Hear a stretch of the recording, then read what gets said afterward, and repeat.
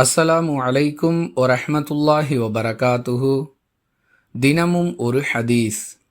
யார் தொழுகைக்காக நீண்ட தூரத்திலிருந்து நடந்து வருகிறாரோ அவருக்கு மற்ற எல்லோருக்கும் கிடைப்பதை விட அதிக நன்மை உண்டு. தனியாக தொழுதுவிட்டு தூங்கி விடுபவரை விட தொழுகையை எதிர்பார்த்து காத்திருந்து இமாம் ஜமாத்துடன் தொழுபவருக்கு அதிக நன்மை உண்டு என்று அல்லாஹுவின் தூதர் ஸல்லல்லாஹு அலைஹி வஸல்லம் அவர்கள் கூறியதாக அபு மூசா ரதியல்லாஹு அன்ஹு அவர்கள் அறிவிக்கிறார்கள். நூல் புகாரி, ஹதீஸ் எண் 651.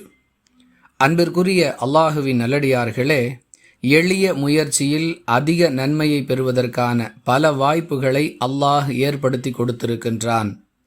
அவற்றை யார் முறையாக பயன்படுத்தி கொள்கிறாரோ அவர் அதிக நன்மைகளை பெற்றுக்கொள்கிறார்.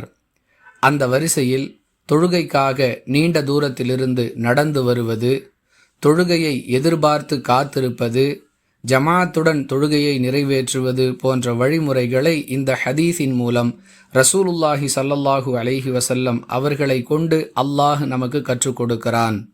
இந்த வாய்ப்புகளை பயன்படுத்தி நன்மைகளை பெறுவோம். வாஹிரு தஅவானா அனில் ஹம்துலில்லாஹி ரப்பில் ஆலமீன். அஸ்ஸலாமு அலைக்கும் வரஹ்மத்துல்லாஹி வபரகாத்துஹு.